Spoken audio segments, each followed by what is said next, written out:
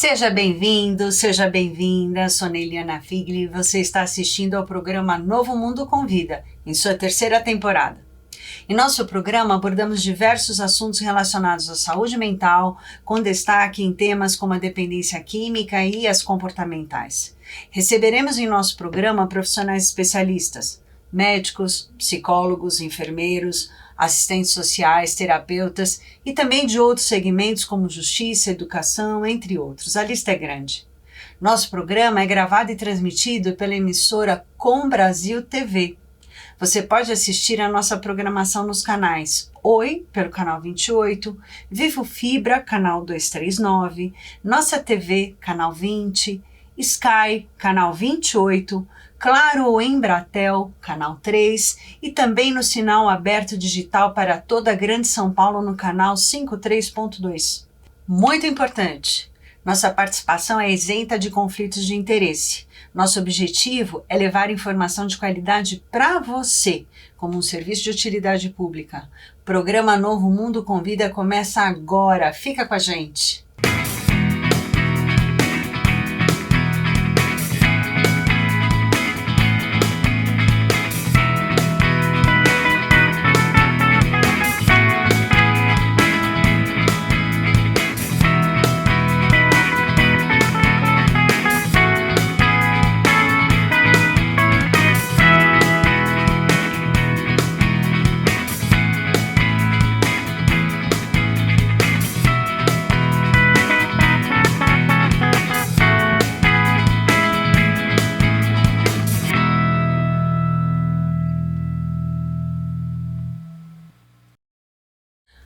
Oi, que bom que você está aqui, programa Novo Mundo Convida, e hoje nós temos uma convidada muito especial.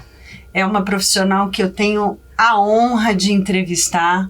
Ela é uma referência no tratamento do uso de substâncias, principalmente no que tange às mulheres. Eu falo que eu comecei a estudar mulheres com os artigos da Silvia Brasiliano. E é uma honra te ter aqui. É uma referência, uma pessoa de um trabalho assim, bom, ninguém melhor do que você para nos apresentar, Silvia. Conta como você começou nessa área e a sua trajetória. Antes de mais nada, eu queria agradecer o convite. É uma honra estar aqui conversando com vocês, pessoas queridas, de trajetórias conjuntas. Obrigada. Então, na verdade, eu comecei trabalhando na área com homens, né? Porque a gente não tinha mulheres, ou tinha pouquíssimas mulheres, né? Nos anos 90, que nos procuravam para tratamento, né? Então, comecei trabalhando com homens e nesse trabalho com homens, né, conheci a Patrícia Horgraf, que fez a primeira tese brasileira com mulheres, né? Ela demorou cerca de 7 anos para fazer a amostra da tese dela, porque não tinha, entrava 20 mulheres por ano, né? E quando ela conclui a tese dela, né, ela tinha o seguinte, que as mulheres evoluíam igual aos homens no tratamento e evoluíam mal. E tinha uma pergunta que era a seguinte: será que elas evoluem mal porque não adianta tratar mulheres, como estava escrito em vários livros que não adiantava tratar mulheres, ou a gente não sabe tratá-las, né? E nesse momento, assim, eu tinha passado um tempo cuidando de abuso de substâncias e fui convidada para chefiar a supervisão dos psicólogos da enfermaria de transtorno alimentar. Então fui cuidar das anoréxicas, das bulímicas. Patrícia veio também, montou o serviço. Quando ela conclui a tese, né, a gente começa a esboçar a ideia de tratar mulheres. Né? Vamos tratar as mulheres? Vamos fazer um tratamento para elas?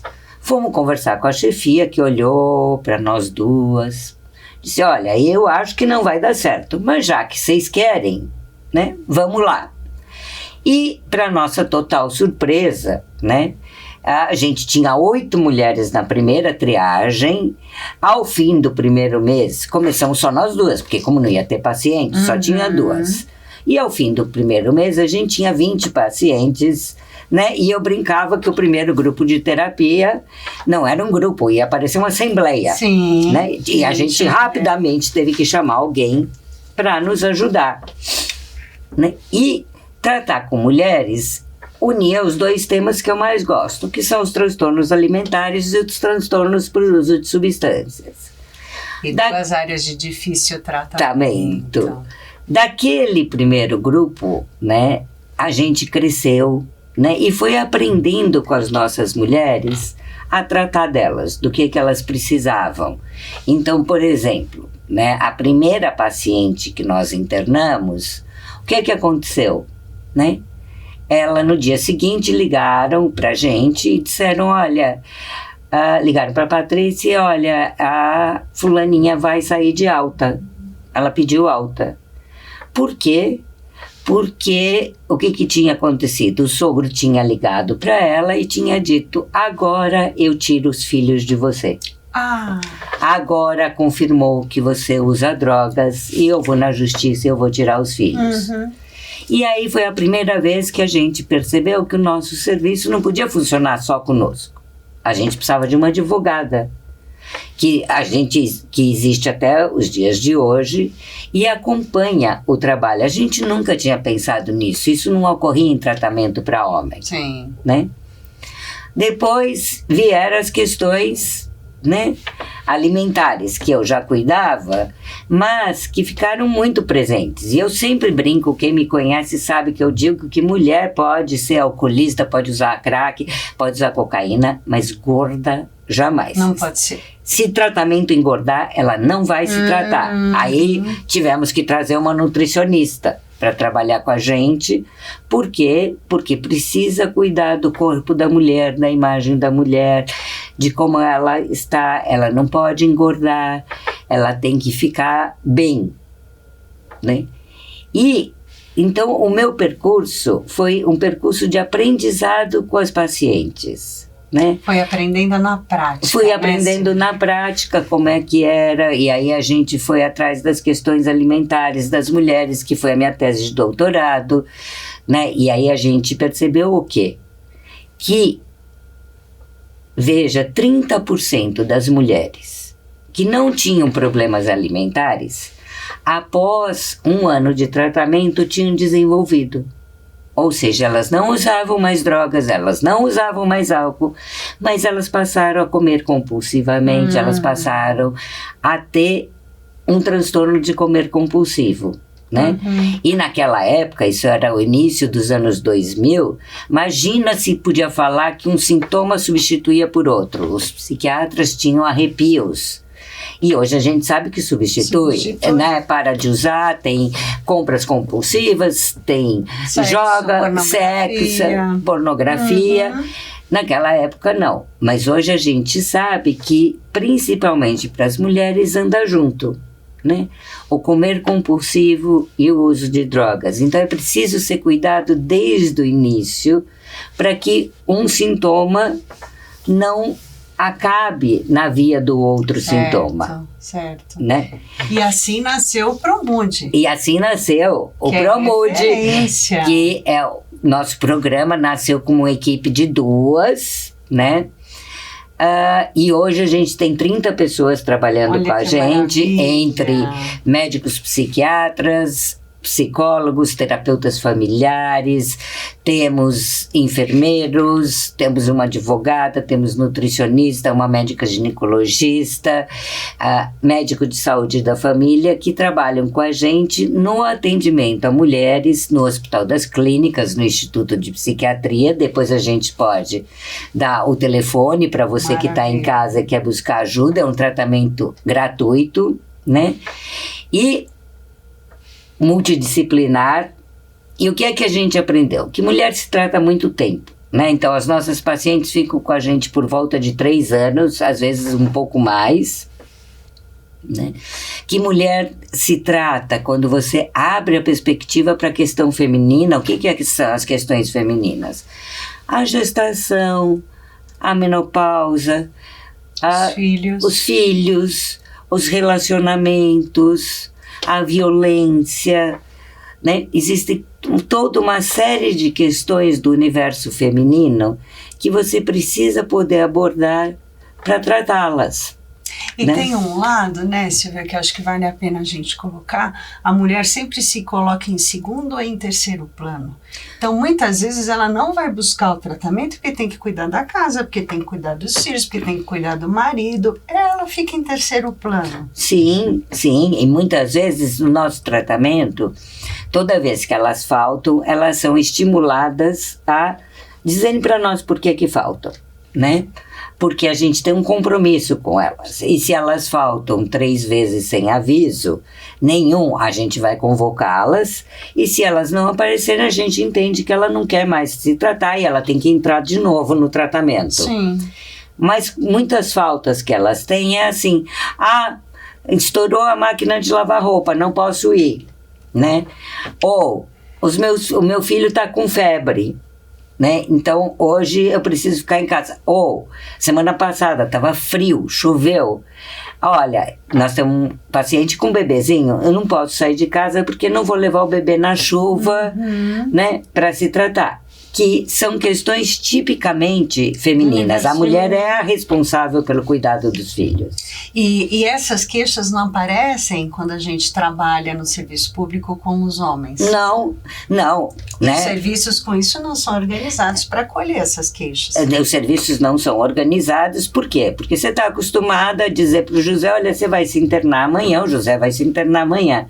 Quando você vai internar, por exemplo, a Maria, ela precisa saber quem é que vai cuidar da casa, quem é que vai cuidar dos filhos, quem é que faz a comida para o marido, quem é que cuida, né, dos animaizinhos que tem.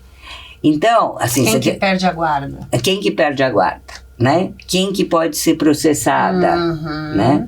Então, veja, todas essas questões são do universo feminino, elas não são do universo masculino. Ainda hoje em dia, são pouquíssimos os lares aonde o homem divide em pé de igualdade e diz, não, olha, você vai se tratar que eu cuido. Né? E isso se reflete também, Silvia, eu queria te ouvir falar um pouco sobre isso, nos ambientes de tratamento. Porque eu entendo assim, o universo feminino é complexo, precisa todo um olhar diferenciado e uma adaptação. Quando nós vemos os ambientes de tratamento, não no caso do Promude, mas outras clínicas, não tem esse cuidado. Como é que você vê isso? É verdade, tem pouquíssimos tratamentos que são específicos para as mulheres. Em geral, o que se faz é tratar no mesmo ambiente os homens e as mulheres, né? Então, assim, aí ocorre o quê? Primeiro, as mulheres usam, até este momento, elas usam menos que os homens e elas procuram menos tratamento que os homens. Então, tem um monte de homens e 2 ou 3 mulheres, né? Aí você vai tratar das mesmas questões. Por exemplo, mulher em grupo de terapia, ela não fala de bebida e droga. Ela fala da vida, ela fala do companheiro, ela fala dos filhos, ela fala mal da vizinha, ela fala de tudo. Mas ela não vai falar se ela bebeu, quantas garrafas ela bebeu, né? Não tem aquela disputa que tem em grupo de homens. Mas eu já bebi 10 garrafas de pinga. A mulher não tem disso. Esse grupo de mulher não se fala disso, né? Só que quando você põe em grupo mulheres e homens, tem lá aquele grupo que tem 7 homens e 3 mulheres. Aí, ainda hoje, a mulher cede espaço para o homem falar. Sim. Né? Então, o que acontece? Que vai ser tratado é a questão masculina. Do universo masculino. Depois, muitas questões do universo feminino, dessas mulheres que têm transtorno por uso de drogas... É de menos-valia. É de menos-valia. Ou passam por violência. E aí, num grupo misto, ela não vai falar de violência. Ela não vai falar do marido que gritou. Ela não vai falar do abuso sexual. Ela não vai falar do estupro. Ela não vai falar de nada disso. Esse é um ponto extremamente importante você tocar. Porque tem muitos dados, né, que mostram a violência acontecendo com as mulheres, né? E o como elas se calam diante disso. Se calam, quer dizer, muitas delas ainda hoje em dia não acham, tá, que gritar, por exemplo, é violência. O marido grita, mal-humorado, irritado, né? Não acham que quando o companheiro ameaça que vai tirar, olha, se você se separar, eu fico com a casa. Ela não acha que ela tem direito à casa, né? Ela não acha que isso é uma violência, né? Então, muitas mulheres aprendem o que é uma violência com outras no universo de tratamento, né? Por quê?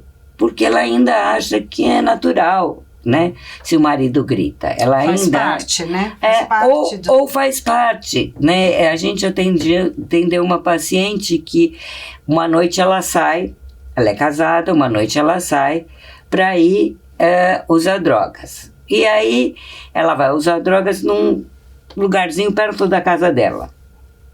E aí ela diz, eu fiquei a noite inteira, tá, usando, porque eu sabia que eu ia apanhar. Então, como eu sabia que eu ia apanhar, eu não saí e dei uma ousadinha. Eu saí e fiquei a noite toda, só cheguei de manhã, tá? E aí o marido conta, quando é perguntado pela terapeuta que atendia o casal, ele diz, mas é o seguinte, no meu bairro, se eu não batesse nela, eu nunca mais saía de casa. É obrigado.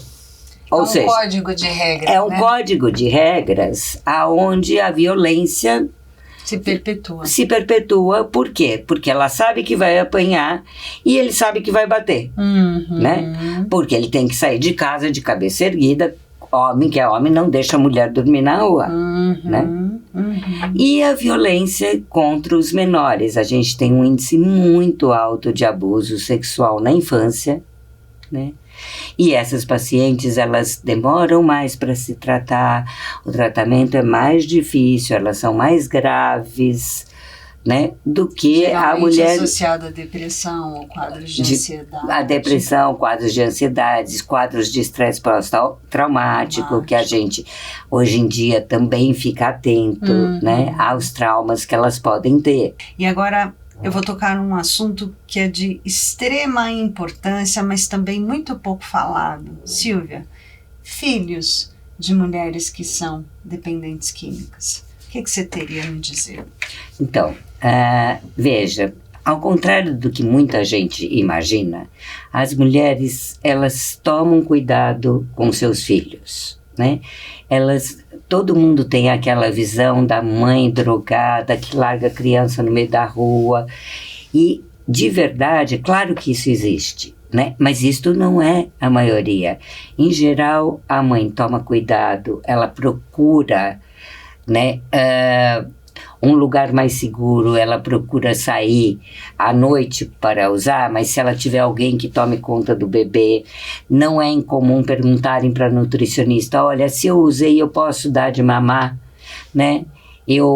Quanto tempo eu tenho que tirar, eu posso tirar leite, né, quando ela está com o bebezinho, ou ela protege o filho para que o filho não veja, porque filho é uma das coisas mais importantes para a mulher procurar ajuda, ou porque ela diz assim, eu vou engravidar, agora eu não quero, ou porque ela está grávida e ela não quer que o filho evolua, ou porque o filho está crescendo e não pode ver que mãe está usando, ou ao contrário, porque é o filho que traz a mulher, né? A mulher leva o marido para se tratar. Quem leva a mulher para se tratar são filhos. Ou ela vai sozinha, ou ela vai com uma amiga, ou ela vai com os filhos. São os filhos que levam. Então, filho é uma motivação extremamente importante para a mulher ficar bem, para ela continuar em tratamento, porque ela quer ser uma pessoa melhor. Né, e é muito filho. Comum, né, Silvia, mulheres que são dependentes graves, engravidam, elas param. Param. A nossa experiência. Em respeito àquela vida que ela está gestando. Exatamente. A mulher grávida vem, né, e ela quer parar de usar. Ela pode ser grave, ela para de usar, ela fica, em geral, muito culpada, porque no início da gravidez ela não sabia, então as perguntas são sempre essas, o que fez de mal? Será que meu bebê vai evoluir bem? Será que eu prejudiquei? O que acontece? né? Ela para de usar porque ela está gestante, ou ela procura tratamento porque ela quer parar de usar porque ela está gestante. E o lado fisiológico, né, do universo feminino, acho que esse é um ponto importante também para a gente tocar, porque a mulher que é gestante tem toda uma alteração hormonal. Sim. O fisiológico muda, assim como na menopausa. Sim. Né? E aí a gente também vai entender as medicações farmacológicas vão ter impactos diferentes no organismo da mulher e do homem. Sim. Como que você vê esses aspectos? Sim, porque veja, as mudanças hormonais que a gente pouco falava, né? Falávamos até das gestantes, mas a gente pouco falava das mulheres na menopausa, né? Da depressão da menopausa, da insônia, do engordar da menopausa, de todas as mudanças hormonais que ocorrem e que repercutem dentro do universo psíquico dessa mulher, que muitas vezes começa a beber ou usar uma droga exatamente nesse período, usar um remédio, né, porque ela não dorme, ou descobre que se ela beber, ela fica menos irritada, ela fica mais legal, ela não fica tão triste, né, pro companheiro, ou ela usa alguma coisa, vou usar uma balinha, né, porque isso me deixa mais solta, e eu tô assim daquele jeito, tô cansada, não tenho mais pique, não tenho mais libido, né? E não se falava disso, não se falava dessa mulher, né?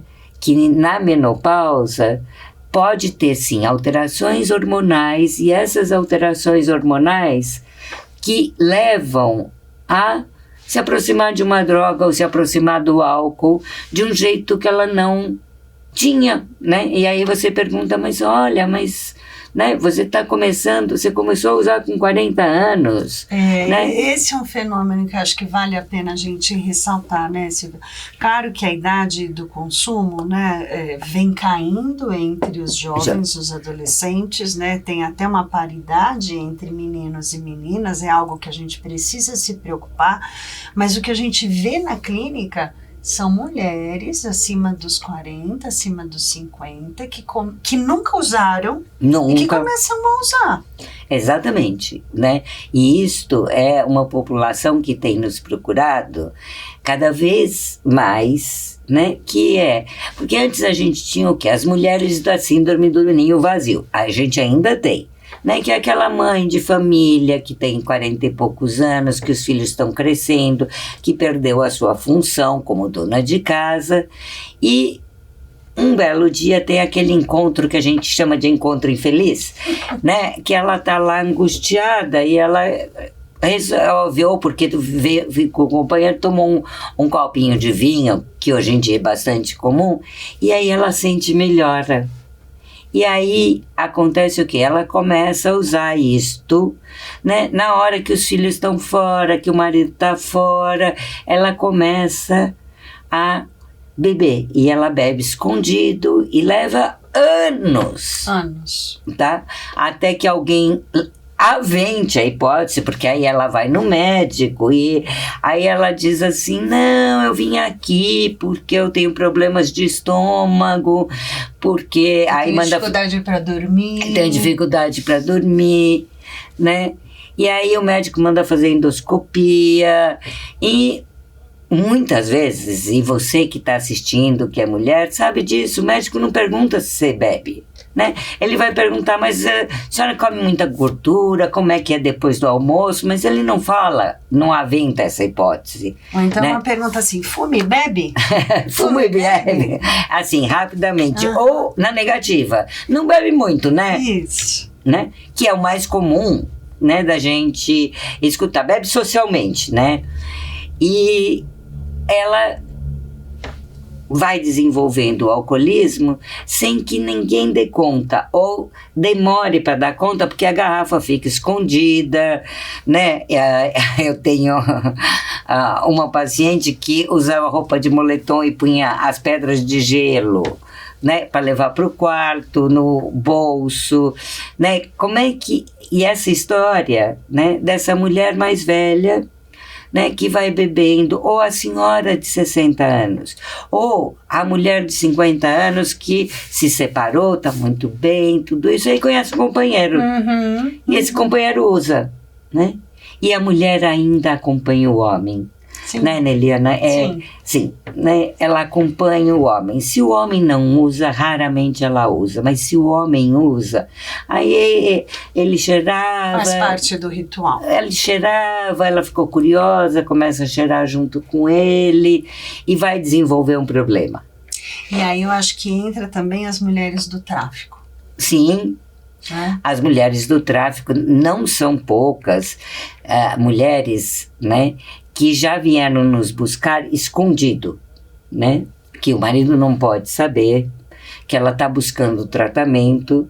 Por quê? Porque ela é uma mulher do tráfico, porque faz parte da cena ela também usar, e porque esse homem vai ser contra o tratamento. Ele não vai querer que ela se trate, né? Quando o companheiro também usa, e usa pesado, ele não quer que ela se trate, porque se ela sai, né, o relacionamento se rompe. Ou se ela começa a ficar lúcida, né, tem risco. Porque enxerga a realidade. Enxerga a realidade e tem risco para o tráfico, né? Então já tivemos mulheres que vinham escondido, que a gente... Veja, o Promude vai fazer 30 anos, então nós somos pré-celular, que a gente não podia telefonar para saber se ela faltasse, né? A gente tinha que... esperar que ela viesse nos procurar, porque não podia mandar nenhuma carta, não podia telefonar, não podia deixar recado, porque aquele marido não sabia. Ela primeiro ia ficar bem para depois ver o que ela ia fazer. Né? Isso é muito complicado, né? Porque muitas vezes também a gente vê a realidade de homens que se envolvem com tráfico e eles são presos e aí a mulher tem que continuar. Exatamente. Né? Ela tem que, não é perguntado se ela vai ou não, né? Sim. Ela precisa seguir para o sustento da família, né? Tem muito disso também. Tem muito disso, né? Que a mulher precisa, ela entrou dentro de um esquema e ela não consegue sair dele. E dizer se quer ou onde se não quer. Ela não tem voz, não. Ela tem que fazer. Ela tem que fazer. Ela tem que fazer. E nesse sentido também, aí eu acho que vale a pena a gente pensar na questão da violência, Silvia. Como é que você vê as questões relacionadas à violência? Então, a gente sabe pelos estudos, né, que, veja, o uso de álcool, porque é o mais estudado, se reflete, né, na violência, tanto para ela ser vítima, quanto para ela ser perpetradora, agressora, né? Então, relações com mulheres que alcoólatras ou alcoolistas, né? Essas relações, ela é mais fácil ela ser agressora e ela ser agredida, né? A agressão é mútua. A gente tem um estudo muito interessante que foi feito transgeracionalmente, né? Ou seja, através das gerações, aonde a gente verificou que a violência, ela se perpetua nas famílias pelo lado feminino, né? Então, avós violentas, mães violentas, filhas violentas, né? Violentas e violentadas. Sim. Né? Então, a relação quase sempre é mútua, né? É muito comum na mulher que usa droga, a violência acompanha o uso de álcool e drogas, né?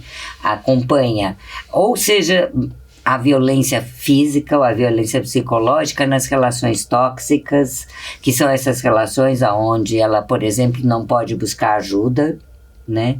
Não pode sair. Sim, né? daquele ciclo, né? Daquele ciclo, seja a violência física, seja a violência sexual dentro do casamento, porque não é só fora dele, seja os abusos de toda sorte. Sim. Né? E a gente sabe que a mulher tem muita dificuldade em levar adiante uma queixa, né? Poder se permitir, né? Ir lá na delegacia, acusar o companheiro violento, ela tem medo, ela volta atrás. É muito difícil sair dessas relações violentas. Até porque, às vezes, na maioria dos casos, tem uma ameaça frente aos filhos. Tem ameaça frente aos filhos, ela tem temor pelos filhos, pelas crianças, ela tem temor pela vida dela, né? Então, é extremamente difícil, né, que essas mulheres saiam do universo violento ou da violência da rua, né? Se ela mora na rua, a mulher certamente é mais vítima de violência do que o homem. Mas também a gente fazendo o contraponto, né, Silvia, acho que é um dado interessante colocar, a mulher acaba estudando mais, buscando mais ajuda, mas muitas vezes ganhando menos. Sim. Né? No universo do mercado de trabalho. Sim. Né? E esse é um fator de risco também para o adoecimento. Esse é um fator de risco para o adoecimento. Esse é um fator de risco que muitas vezes dificulta a busca de ajuda.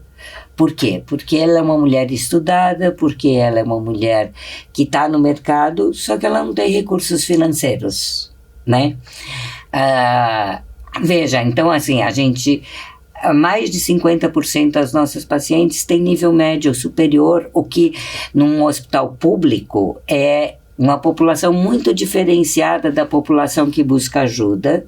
Por quê? Porque essa mulher não tem recurso financeiro para sustentar o seu tratamento.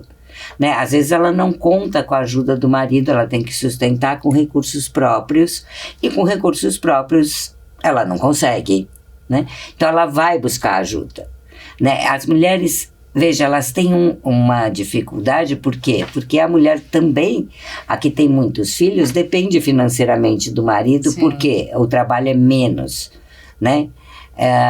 O trabalho é muito mal pago para ela. Ela tem muitos filhos, ela tem que cuidar de criança, ela tem que sair cedo, então ela não pode pegar. Então, se ela não conta com a ajuda do marido, fica difícil, né? E dentro do universo da população brasileira. Então, por exemplo, em julho e em janeiro, a gente tem poucas pacientes. Tá. Por quê? Porque as crianças estão de férias. Aí, para ela vir se tratar, ela precisa pagar a passagem dela e a dos filhos. Ela precisa ter um lanche para ela e para os filhos. Então, ela não vem. Né? E a gente já sabe, e ela diz, férias escolares, eu volto quando voltarem as aulas, né? Por quê? Porque ela não consegue dar conta, e a gente não conta com recursos, né, para passagem, por exemplo, sequer tem recurso para passagem dela, quanto mais para os filhos. Pois é. Programa Novo Mundo Convida, hoje com a Silvia Brasiliano, falando sobre uso de substâncias e universo feminino. Silvia, um ponto muito importante para a gente abordar aqui são as mulheres relacionadas aos transtornos alimentares e o uso de substâncias para emagrecimento. Como que você avalia essa? Então, cada vez mais é mais frequente que a gente escute que a paciente começou a usar uma determinada droga e notou que assim, eu comecei a usar, experimentei, só que eu notei que tirava fome, né? Aí como tirava fome, eu permaneci usando, mas você gostava? Não, gostar eu não gosto nem tanto, mas veja, tirar fome, eu comecei a emagrecer, e aí eu mantive este uso, porque esse uso me impedia de engordar, né? Então, um motivo para começar a usar entre jovens um dos motivos é esse. A colega fala, usa. Usa que dá certo. Que dá certo, que você tira a fome, né? E, veja, as nossas mulheres, elas sofrem das mesmas pressões de qualquer mulher, né? Uma mulher que usa as drogas é só uma mulher que também usa drogas. Então ela quer ser magra, ela quer ser bonita, e ela não conseguindo, né? Ela começa a usar e envereda por aí. Além, né, das mulheres da cirurgia bariátrica. Esse é um ponto importante. Além dessas mulheres, o que acontece? A mulher, né, tinha compulsões alimentares, ou tinha dificuldades, ou sofria da doença obesidade. A gente sabe que obesidade é uma doença. E alguém sugere, né? Vamos fazer cirurgia bariátrica. Mas, como eu brinco, a gente opera o estômago, né? Mas não opera a cabeça. Perfeito. Então, aquela compulsão que era da geladeira, ela vai para onde? Um dia ela descobre que se ela beber, ela fica menos angustiada. Ou ela já bebia, ou ela saiu com os amigos, começou a tomar, viu que não fazia mal, fica menos angustiada. E cada vez maior é a procura da mulher que se tornou uma alcoolista depois da cirurgia bariátrica. Ela não tem mais compulsão com a comida, ela tem compulsão com o álcool. Até porque a absorção passa a ser diferente, né? E o álcool passa a ser muito mais tóxico após a bariátrica. Sim, ele passa a ser mais tóxico, mas ele faz efeito mais imediato. Sim. Né? Então, o boom do prazer é mais imediato. É mais intenso. É mais intenso para ela. E a gente sabe, pelos estudos, que o centro de recompensa da comida e do álcool é o mesmo, né? Então, ele se torna muito apetitoso. E, de repente, essa mulher que não bebia, que não tinha problemas, depois de alguns anos, está alcoolista por conta da cirurgia bariátrica.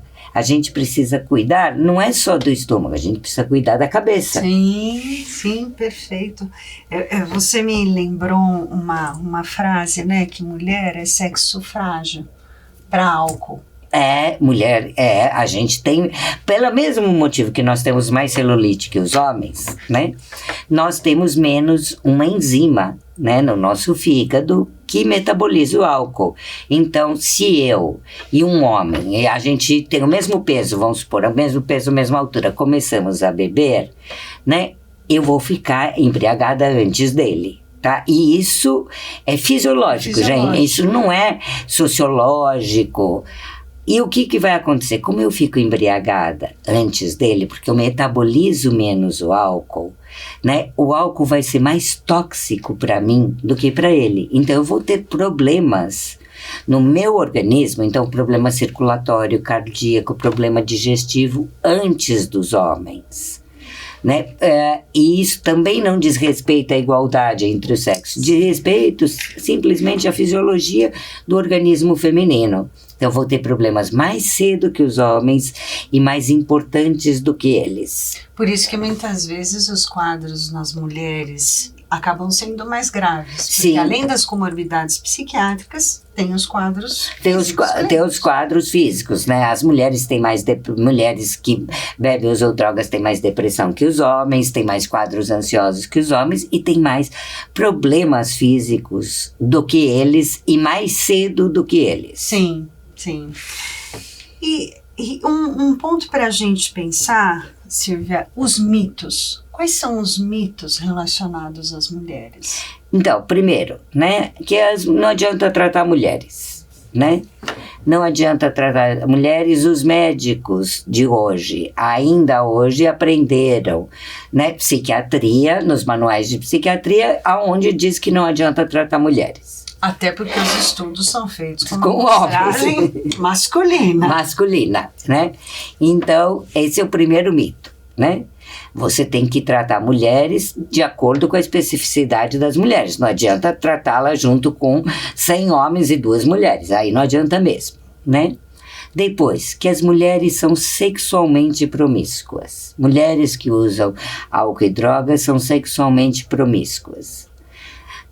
Veja, isso é de novo um mito baseado no estigma, né, que existe em relação às mulheres. Né? Eu sempre brinco que se o meu marido for a uma festa no meu trabalho e beber, todo mundo no dia seguinte vai gozar, dizer, nossa, ele bebeu demais, ele estava engraçado, né? A gente gostou muito dele. Se for ao contrário, é a festa do trabalho dele e eu beber demais, vão dizer assim, ai, coitado do brasiliano com aquela mulher bêbada. Né? Até hoje isto se mantém, né? Então, que é pior uma mulher beber do que um homem. né? Uma mulher com problemas de álcool, ela é igualzinha a um homem com problema de álcool, é igualmente difícil, é igualmente ruim, e faz igualmente mal, né, para o mundo que ela vive. Então, é esse outro mito, né, que a mulher é sexualmente promíscua, que ela é mais agressiva. Não, né, eu tenho senhorinhas que vocês vão encontrar na rua e você não vai achar que aquela senhora toda fofinha é uma dependente de álcool, e ela é uma dependente de álcool. Ou aquela mulher quieta. Para dormir.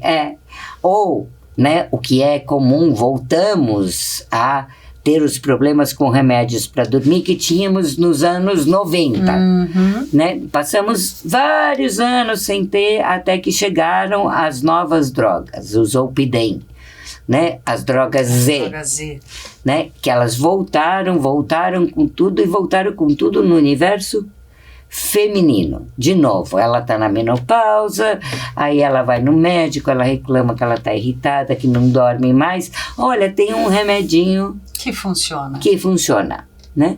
E essa mulher vai buscar ajuda, por quê? Porque daquele remedinho que funciona, esse remedinho só funciona durante um tempo, daí eu aumento o remedinho, né?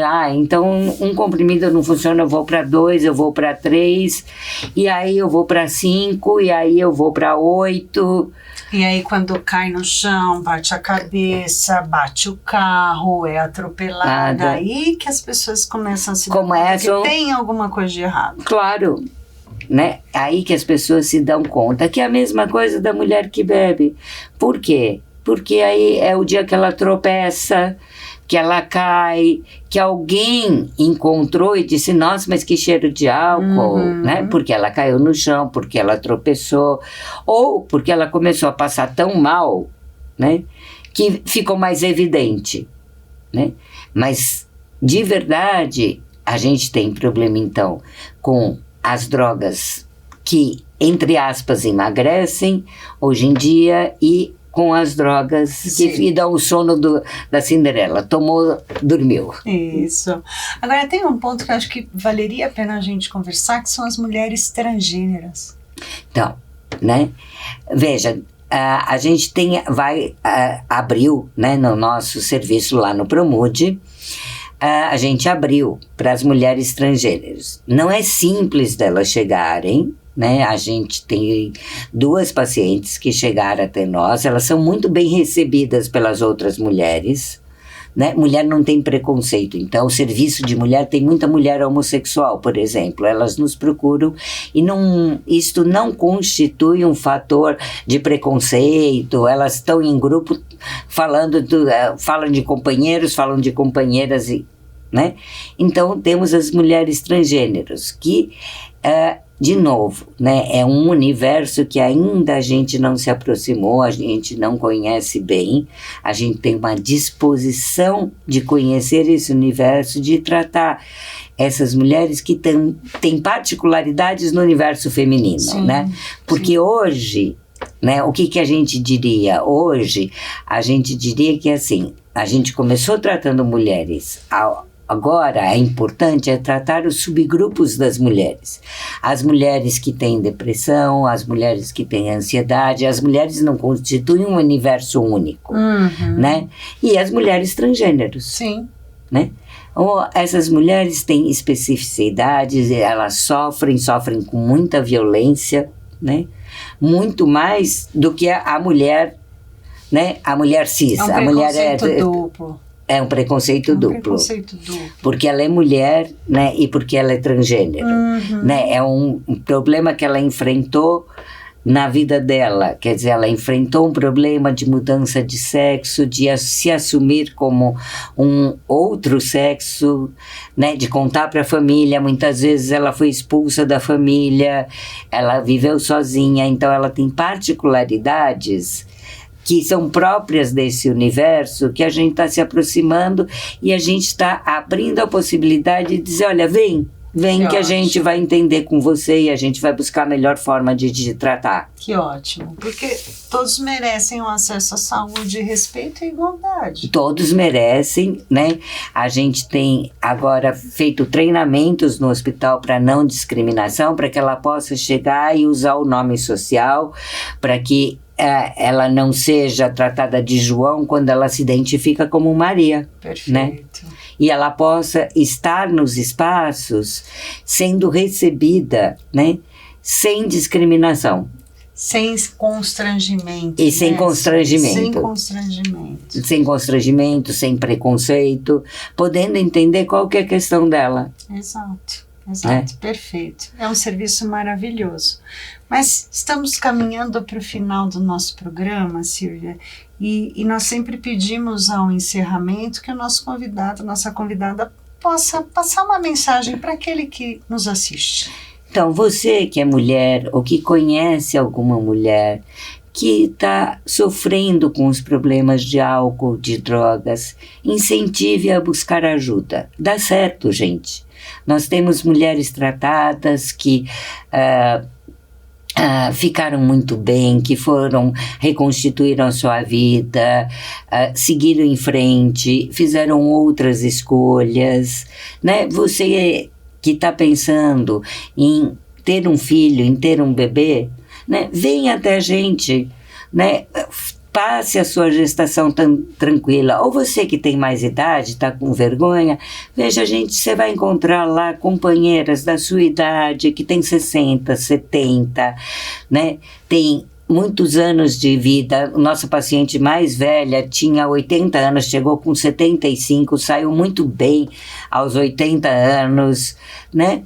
Por quê? Porque ela estava mais velha, ela estava com dificuldades e ela queria viver a vida bem. Então, você venha buscar ajuda, olhe para o seu uso e perca o medo, né? É difícil se perceber dependente. É um sofrimento. As pessoas, às vezes, ao lado, elas não têm a noção de quão difícil e sofrido, né? É você perceber que, assim, você não tem mais controle sobre determinada droga. Mas se você não tem, venha nos buscar. Nós oferecemos um tratamento. É um tratamento de ambulatório. É de ambulatório porque a gente crê que você, para parar de usar, você tem que ficar na sua vida, né, no seu dia a dia, com seus problemas. Você pode até ficar um período internado, mas depois você volta para a vida, e aí a bocada é ali do lado, o bar é ali em frente. Então, assim, para você se tratar na sua vida, o tratamento é gratuito, você vai ter todos os profissionais, você vai ter a sua medicação, né? No Hospital das Clínicas a medicação também é gratuita e você pode fazer o acompanhamento com a gente, né? Eu vou dar o telefone, se você quiser nos buscar, tem um site, né? mulherdependentequimica.com.br, ou você liga no período das 9 a meio-dia para 11 3082 1876 e deixa seus dados, que um profissional, uma psicóloga, vai lhe chamar para fazer uma triagem.